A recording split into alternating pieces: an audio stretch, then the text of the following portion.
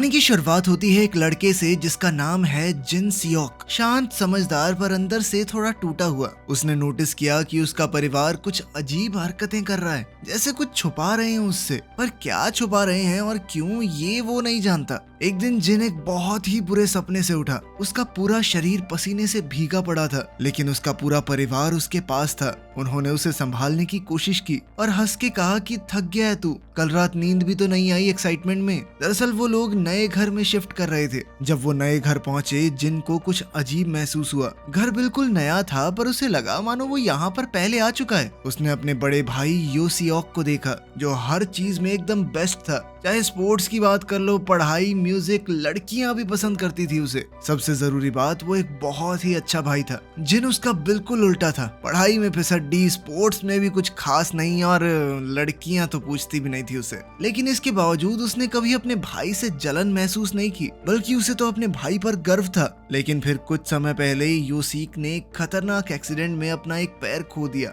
नए घर में रेनोवेशन के दौरान जिन को पता चला कि उसे अब योसिक के साथ एक ही कमरे में रहना होगा, क्योंकि एक कमरे में पुराने किराएदारों का सामान पड़ा है। ये बात उसे थोड़ी अजीब तो लगी कि उनका सामान यहाँ क्यों पड़ा है, उनके चक्कर में हम क्यों परेशान हो। पर वो फिर भी इग्नोर करके एक वर्कर की मदद करने चला गया। वर्कर ने उससे पूछा, वो तुम्हारा बड़ा भाई है? जिन ने मुस्कुरा कर कहा हाँ। पर जब वर्कर ने फिर से ये सवाल पूछा तो जिन ने हैरान होकर कहा कि पूछ क्यों रहे हो। वर्कर कुछ बता पाता उससे पहले ही योसियोक वहां आ गया। उसने वर्कर से कहा कि तुम्हें किचन में बुला रहे हैं, जाओ। रात को डिनर के वक्त जिन के पिता ने उसे बताया कि 1 महीने के अंदर पुराने किराएदार अपना सामान ले जाएंगे, फिर जिन और योसियोक अलग अलग कमरों में रह सकते हैं। जिन ने पूछा कि उस कमरे में रखा क्या है। उसके पिता ने कहा कि पता नहीं, लेकिन पिछले किराएदारों ने हाथ जोड़ के रिक्वेस्ट की थी कि प्लीज उसे खोलना मत। उसने जिन से भी कहा कि देख, शैतानी दिमाग है तेरा, लेकिन खोलियो मत, ठीक है। ये सुनकर जिन को और ज्यादा अजीब सा महसूस होने लगा। उसी वक्त अचानक एक आवाज आई ऊपर के फ्लोर से। जिन ने पूछा, ये आवाज उसी कमरे से आई है क्या? लेकिन सब कंफ्यूज हो गए और कहने लगे शायद बिजली कड़की होगी।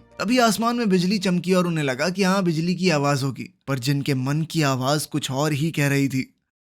उस रात जब योसियोक सो गया, जिन अपने MP3 प्लेयर में म्यूजिक सुनने लगा। तभी उसे एक आवाज सुनाई दी। पहले उसे लगा कि मैंने कुछ गलत सुना है शायद, लेकिन फिर दोबारा से सुनाई दी। आवाज उसी बंद कमरे से आ रही थी। जिन डरते हुए उस दरवाजे के पास गया। उसका मन बार बार ये जानने का कर रहा था कि आखिर अंदर है क्या। वो दरवाजे को खोलने जा ही रहा था, तभी किसी ने पीछे से उसे पकड़ लिया। वो चौंक गया, पर फिर उसने देखा कि ये तो योसियोक था। उसने योसियोक को बताया कि इस कमरे के अंदर से आवाज आ रही है। योसियोक ने भी सुनने की कोशिश की, पर उसे कुछ सुनाई नहीं दिया। उसने कहा कि तुम दोबारा से पढ़ाई से बचने का बहाना लगा रहे हो ना। फिर वो दोनों घर के पास ही मौजूद एक पहाड़ी पर गए। दोनों भाइयों ने अच्छा समय साथ बिताया, पर तभी योसियोक को एक कॉल आ गया। उसने कहा, पापा ने एक फाइल मंगवाई है, तो यहीं रुक, मैं दे के आता हूँ, ठीक है। जिसके बाद जिन वहीं रुक गया। पर बीच रास्ते में कुछ लोगों ने योसियोक को घेर लिया। जिन ने देखा कि कुछ लोग उसके भाई को मार रहे थे। वो तुरंत उसे बचाने भागा, पर उससे पहले ही उन्होंने उसे उठा लिया। जिन कुछ नहीं कर पाया, पर उसने उनकी कार की वो नंबर प्लेट याद कर ली। घर जाके उसने सब कुछ अपने माँ बाप को बताया और फिर वहीं बेहोश हो गया।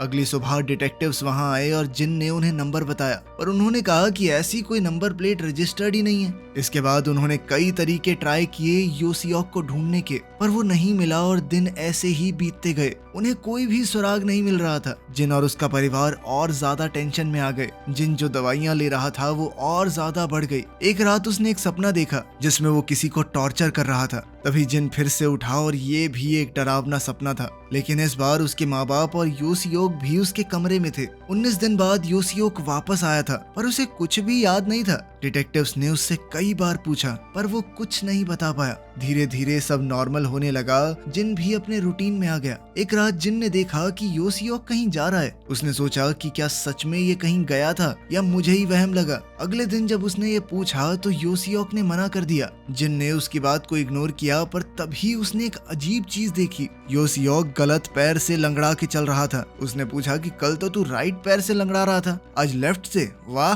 योसियोक ने कहा कि तुझे कंफ्यूजन हो गई है, ऐसा कुछ नहीं है। ये सुनकर जिन थोड़ा सतर्क हो गया। उस रात जब वो स्टडी डेस्क पर सो गया, योसियोक उसके पास आया। उसने एक पेंसिल उठाई और उसकी आंख के बिल्कुल पास ले गया। जब वो टच होने ही वाली थी, पेंसिल की टिप टूट गई। योसियोक ने उसे वापस रख दिया और जिन की आंखें खुल गई, जिससे उसे पक्का हो गया कि कुछ तो गड़बड़ है। उसने योसियोक का पीछा करना शुरू किया। उसने देखा कि वो अब लंगड़ा भी नहीं रहा था। फिर उसने देखा योसियोक 2 लोगों को इंस्ट्रक्शन दे रहा है और ये तो वही डिटेक्टिव थे जो उनके घर पर आए थे। जिन को समझ आ गया कि ये मेरा भाई नहीं है, ये कोई और है। एक साजिश चल रही है, कुछ तो खतरनाक चल रहा है हमारे घर में। जल्द ही वो ऊपर किसी कमरे में गया। जिन ने भी उसका पीछा किया, पर ऊपर पहुंचते ही वो अचानक गायब हो गया। जब जिन वापस जाने लगा तो वो पकड़ा गया। उन्होंने कहा, तू सब कुछ खराब कर रहा है, बॉस का प्लान बिगाड़ रहा है तू। पहले तो जिन ने ऐसा दिखाया कि मुझे कुछ समझ ही नहीं आ रहा, पर जब पता चला कि वो उसे छोड़ेंगे नहीं तो वो भाग गया। काफी देर तक उन्होंने उसका पीछा किया, लेकिन आखिरकार वो बच गया। पर तभी किसी ने पीछे से उसे पकड़कर बेहोश कर दिया। ये कोई और नहीं, योसियोक ही था। जब जिन की आंखें खुली तो वो अपने कमरे में था, काफी ज्यादा कंफ्यूज्ड। उसे समझ नहीं आ रहा था क्या सच है क्या नहीं। उसने देखा कि उसका भाई तो उसके साथ बेड पे सो रहा है। अब जिन पूरी तरह कंफ्यूज हो चुका था। उसे अपनी ही आंखों पर भरोसा नहीं हो रहा था। उस रात जो कुछ भी हुआ, उसने उसका पूरा विश्वास हिला दिया। जब योसियोक ने उसे देखा तो वो डर के मारे कांपने लगा। उसने पूछा, क्या हुआ जिन? लेकिन जिन जवाब नहीं दे पाया, क्योंकि अब तक उसे समझ नहीं आ रहा था कि वो सपना है या सच। वो बाथरूम गया और अंदर का दरवाजा लॉक कर दिया। योसियोक वहां आया और कहा कि ये तू क्या कर रहा है? लेकिन जिन डरा हुआ था, उसका पैनिक बढ़ने लगा। उसने चीख कर कहा कि दूर हो जा मुझसे। योसियोक कुछ समझ नहीं पाया, वो भी थोड़ा घबरा गया। उसने पूछा कि ऐसे क्यों रिएक्ट कर रहा है तू? जिन चीख चीख कर बताने लगा कि उसने कल रात क्या देखा। हर एक बात, छोटी से छोटी, वो हर डिटेल में बताने लगा। योसियोक ने कहा कि ये सब सपना था जिन, तू ज्यादा सोच रहा है। लेकिन जिन नहीं माना। उसने कहा कि तू मेरा भाई नहीं है, तू कौन है, अपनी असलियत बता दे मुझे, और मेरा असली भाई कहाँ है? कुछ देर बाद जब जिन ने देखा कि बाहर कोई नहीं है तो उसने एक पाइप उठाया और धीरे धीरे बाथरूम से बाहर निकला।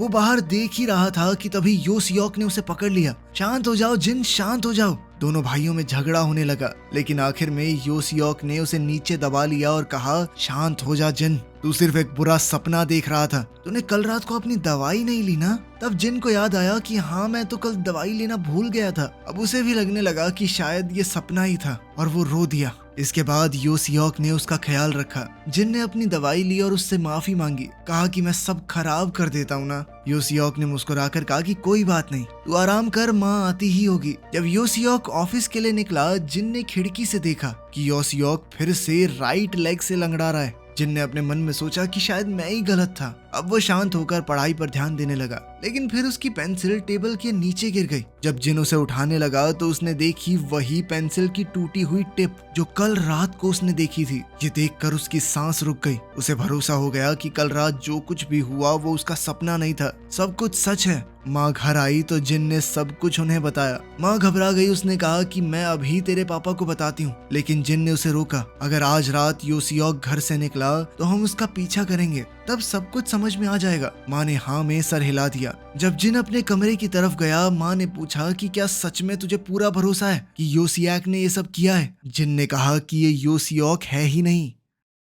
उस रात जब जिन नीचे पानी पीने आया तो उसने अपनी माँ की आवाज सुनी। माँ किसी से बात कर रही थी, वही आदमी जो उनके साथ योसियोक बनकर रह रहा है। जिन चुपचाप दीवार के पास छुपकर सुनने लगा। माँ ने कहा कि उसे सब कुछ पता चल चुका है, हर एक बात वो योसियोक को बता रही थी। ये सुनकर जिन समझ गया कि माँ भी इस झूठ में शामिल है। तभी उससे गलती से कुछ आवाज हो गई, जिसके बाद माँ चौकन्नी हो गई। योसियोक ने कहा कि चेक करिए कि वो सो रहा है या नहीं, जिसके बाद माँ सीधा जिन के कमरे की तरफ गई। जिन समझ गया कि अगर उसे बचा रहना है तो उसे अपनी माँ से पहले कमरे तक पहुँचना होगा। वो जल्दी जल्दी बिल्डिंग के साइड से चढ़ गया और खिड़की से जंप करके बेड पे जाके लेट गया। माँ ने देखा कि जिन तो सो रहा है। एक चैन की सांस के साथ वो पलट गई। माँ के जाने के बाद जब दरवाजा बंद होने की आवाज जिन ने सुनी तो वो उठ गया, लेकिन फिर माँ ने सवाल पूछा, जिन तू पानी से कैसे भीगा? ये कहते कहते माँ वापस आ चुकी थी। उसने जिन को देख लिया। जिन कुछ बोल नहीं पाया, उसकी सांस फूली हुई थी, लेकिन माँ मुस्कुराते हुए चली गई। उसने फोन उठाया और कहा कि योसियोक जल्दी आ, मैं भी पकड़ी गई हूँ। जिन तुरंत खिड़की से भाग गया। रोड पर दौड़ते हुए उसने देखा कि सामने से पापा आ रहे हैं। जिन कंफ्यूज हो गया कि क्या इनके ऊपर भरोसा करूं या नहीं। तभी माँ और एक दूसरा आदमी उसके पास आ गए। पापा ने उससे पूछा कहाँ जा रहा है। जिन ने झूठ कह दिया कि दोस्त से मिलने। उन्होंने और सवाल किए और जिन उल्टा पुल्टा जवाब देता गया। पापा ने कहा कि तू कहीं नहीं जाएगा। उन्होंने उसे वापस ले जाने की कोशिश की, लेकिन जिन भाग गया। वो आदमी भी उसके पीछे दौड़ गया। रोड के कोने पर उसे एक पुलिस स्टेशन दिखा। जिन पूरी स्पीड में भाग रहा था। वो आदमी उसे रोकने ही वाला था कि तभी वहाँ एक एक्सीडेंट हो गया। जिन ने मौका देखा और पुलिस स्टेशन पहुँच गया। पुलिस ने जब उसकी बात सुनी तो जिन ने कहा कि मुझे 1 महीने से बंद करके रखा गया है, झूठे लोगों के साथ जो मेरी फैमिली बनकर रह रहे हैं। पुलिस ने पूछा तो तुझे कैसे लगा कि वो तेरी फैमिली है? तुझे तो पहचान लेना चाहिए था अपने माँ बाप को, नहीं? जिन ने जवाब दिया कि मुझे खुद नहीं समझ आ रहा मैंने कैसे विश्वास कर लिया। तभी एक जूनियर ऑफिसर उसका रिकॉर्ड ले आया और डिटेल्स कंफर्म करने लगा। आपका नाम जिन सियोक है, जन्म हुआ था साल 1977 में। जिन ने हाँ कहा तो पुलिस वाले ने कहा तो आपको तो 41 साल का होना चाहिए था। ये सुनकर जिन हिल गया। उसने कहा कि मैं 21 का हूँ, अभी तो 1997 चल रहा है ना। ये सुनकर पुलिस वाले हंसने लगे। एक ऑफिसर ने उसे कैलेंडर दिखाया। भाई अब 2017 चल रहा है। जिन ने आसपास देखा, हर जगह नए गैजेट्स, एलईडी टीवी, स्मार्टफोन्स। तभी उसकी नजर एक मिरर पर पड़ी। उसने जो देखा उसके होश उड़ गए। शीशे में वो एक अधेड़ उम्र का आदमी लग रहा था। वो खुद जिन था। इसके बाद जिन अपने घर वापस गया। उसके पास कोई दूसरा रास्ता नहीं था। उसके दिमाग में सिर्फ सवाल ही सवाल थे। वो सीधा उस कमरे में गया जहां एंट्री मना थी। रूम में सब कुछ बिखरा हुआ था, लेकिन एक अजीब खूबसूरती थी। फ्लोर पर 2 खून के धब्बों वाली डॉल्स पड़ी थी। खून के निशान हर तरफ थे, लेकिन पीछे से एक खास तरह का म्यूजिक बज रहा था। तभी यो सियोक और दूसरे लोग अंदर आए। यो सियोक ने कहा कि प्लान फिर से फेल हो गया। जिन ने गुस्से में चीख कर पूछा, तुम लोगों ने मेरे साथ क्या किया है? यो सियोक ने हल्की सी मुस्कुराहट के साथ सिगरेट जलाई और कहा, कहानी 20 साल पहले शुरू हुई थी। उस कमरे में एक माँ और बेटी का खून हुआ था। पुलिस ने हर मुमकिन कोशिश की, हर तरीका अपनाया किलर तक पहुंचने का, लेकिन वो हर बार नाकाम रहे। आखिर में उन्होंने गवाहों के लिए एड्स तक निकाले कि अगर कोई भी कुछ जानता है तो उसे पैसे दिए जाएंगे। पर इतने साल गुजर गए और धीरे धीरे दुनिया ने उस केस को भुला दिया, लेकिन उस माँ बेटी के परिवार के लिए वो जख्म अब भी ताजा था। वो उस रात को भूल नहीं पाए। उनके लिए ये सिर्फ एक कत्ल नहीं था, उनकी पूरी दुनिया उजड़ चुकी थी। इसीलिए उन्होंने खुद किसी को पैसे दिए, एक ऐसे इंसान को जो उन्हें इंसाफ दिलवा सके। वो था यो सियोक। यो सियोक ने जान लगा दी। 4 साल तक पूरी मेहनत से इन्वेस्टिगेशन की, पर हर मोड़ पर नाकामी ही हाथ लगी। लेकिन एक दिन वो सच तक पहुंच गया, और वो सच ये है कि जिन ही वो किलर था। फिर टॉर्चर्स का सिलसिला शुरू हुआ। वो हर तरीके से जिन से सच उगलवाना चाहते थे, पर हैरानी की बात ये थी कि उसे इतना दर्द, इतनी मार देने के बाद भी जिन ने हर इल्जाम से इनकार कर दिया। उसकी आंखों में जो सच्चाई थी उसने यो सियोक को भी कंफ्यूज कर दिया, पर यो सियोक जानता था कि वही किलर है। विक्टिम के परिवार को बदला लेना था, लेकिन जब जिन को अपने गुनाह याद ही नहीं है तो उसकी मौत बेकार होगी। इसीलिए उन्होंने एक फोरेंसिक हिप्नोसिस एक्सपर्ट को बुलाया। जिन के दिमाग की जांच की गई। पता चला कि जब जिन 20-21 साल का था तो उसके साथ कुछ ऐसा हुआ कि उसने अपनी यादें खुद ही अपने दिमाग से मिटा दी। मेडिकल टर्म में इसे डिसोसिएटिव एमनीशिया कहा जाता है। इसीलिए एक अलग रास्ता चुना गया। उसे हिप्नोटाइज करके उसकी आखिरी खुशी भरी मेमोरी तक ले जाया गया, जब वो अपने माँ बाप और भाई के साथ नए घर में शिफ्ट हुआ था 1997 में। यो सियोक ने उसके भाई का रोल किया। 2 साइकोलॉजिस्ट उसके माँ बाप बने। उसे वही घर दिखाया गया जहाँ 20 साल पहले खून हुआ था। इसीलिए वो घर उसे जाना पहचाना लगा। जो वर्कर उसे शुरुआत में मिला था वो इसीलिए हैरान था क्योंकि जिन यो सियोक को अपना बड़ा भाई बता रहा है। वो आवाज जो उसने कमरे से सुनी थी वो यो सियोक के लोगों की थी जो मर्डर सीन रिक्रिएट कर रहे थे। यो सियोक उसे पहाड़ी पर भी इसीलिए लेकर गया था ताकि उस दौरान घर के अंदर सब रेडी हो जाएं। उसे वापस अकेले घर भेजने का प्लान था, पर सब कुछ उल्टा हो गया। पुलिस ने यो सियोक को इलीगल एक्टिविटीज के चक्कर में पकड़ लिया, जबकि जिन को लगा कि उसके भाई को किसी ने किडनैप कर लिया है। 19 दिन बाद यो सियोक पुलिस को रिश्वत देकर किसी तरह छूटा, लेकिन तब तक बारिश नहीं हुई थी और उस सीन के लिए बारिश बहुत जरूरी है। जिन को हिप्नोटाइज किया गया था, लेकिन उसका असर अब धीरे धीरे कम होने लगा। जिन का शक बढ़ता गया और सब लोग यहाँ तक पहुँच गए। फिर यो सियोक ने उसे एक और जगह ले जाने की कोशिश की। रास्ते में पूछा भी कि उसे समझ आ गया ना। जिन ने जवाब दिया कि मैं सब कुछ मानने को तैयार हूँ, लेकिन एक बात नहीं, मैंने किसी को नहीं मारा। ये सुनकर यो सियोक गुस्से में आ गया और कहा कि तू ही किलर है साले, तू नहीं मारा है उन्हें और तुझे भी मरना होगा। जिन ने कहा कि मैं अभी नहीं मरने वाला, और अचानक गाड़ी का दरवाजा खोला और रोड पर कूद गया। यो सियोक ये देखकर शॉक्ड रह गया। जिन भागते हुए बहुत दूर निकल गया, लेकिन यो सियोक भी बिल्कुल उसके पीछे था। सड़क पर हादसे हुए, गाड़ियां टूटी, कुछ छोटी दुकानें भी। यो सियोक पागल सा हो गया था, पर फिर एक एक्सीडेंट में वो खुद बुरी तरह से चोट खा गया। जिन ने देखा कि अब वो उसे पकड़ नहीं पाएगा, पर तभी एक और एक्सीडेंट में जिन भी जख्मी हो गया।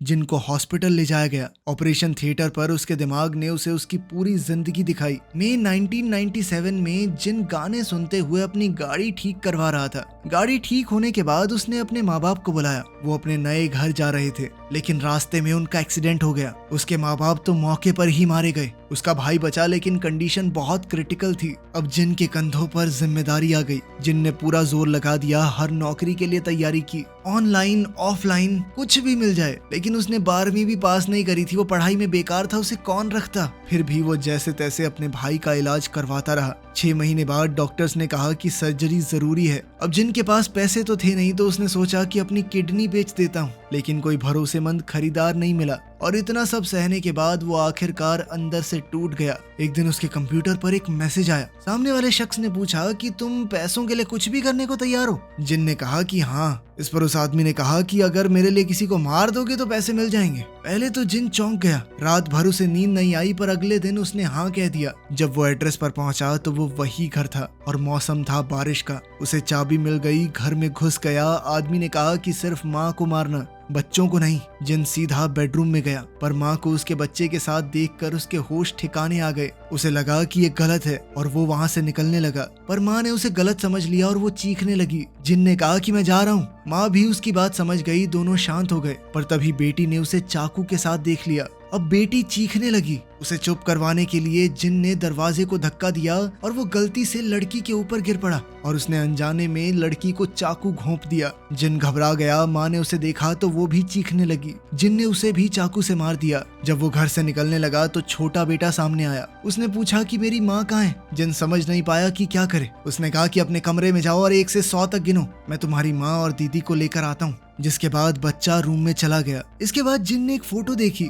उसमें वो आदमी था जो उसके भाई का डॉक्टर है। तब उसे समझ आया कि डॉक्टर ने उसकी मजबूरी का फायदा उठाया है, उसने अपनी ही पत्नी को मारने के लिए भेजा है। जिन छत पर गया और डॉक्टर का इंतजार करने लगा। बच्चे ने उसे कॉल करके बताया कि मम्मी और बहन को कुछ हो गया है, जल्दी आओ। अपनी बेटी की मौत की खबर सुनकर डॉक्टर का दिल टूट गया। जिन ने पूछा कि अपनी पत्नी को क्यों मारा। डॉक्टर ने कहा कि इंश्योरेंस के पैसों से हम सड़क पर आने से बच जाते, पर अब जब उसकी बेटी भी मर गई थी तो वो गुस्से से पागल हो गया और उसने गुस्से में आकर जिन को छत से धकेल दिया। जिन ने उसे रोकने की कोशिश की, पर उस कोशिश में गलती से डॉक्टर छत से नीचे गिर गया और ऐसे ही एक और मौत हो गई उसके हाथों। यही वो घटना थी जिसे जिन के दिमाग ने दबा दिया था। आखिरकार जिन होश में आया। उसने देखा कि यो सियोक उसके पास था। यो सियोक ने कहा कि विक्टिम के परिवार को इंसाफ चाहिए, तुम्हें छोड़ नहीं सकता, जहर देने जा रहा हूँ तुम्हें। पर जिन ने कहा कि उस लड़के से माफी मांग लेना मेरी तरफ से। ये सुनकर यो सियोक समझ गया कि जिन को सब कुछ याद आ चुका है। फिर यो सियोक ने पूछा कि क्यों किया तुमने ये सब, कौन था इस सब के पीछे। फिर उसने एक राज बताया। वो छोटा बच्चा जो उस रात 1 से 100 तक गिन रहा था, वो खुद यो सियोक है। जिन हैरान रह गया। यो सियोक ने पूछा कि मुझे भी क्यों नहीं मारा, मुझे क्यों जिंदा छोड़ दिया? हाँ, बचपन से आज तक मुझे अनाथ आश्रम में रहना पड़ा, मेरा पूरा परिवार था, सब कुछ छीन लिया तुमने।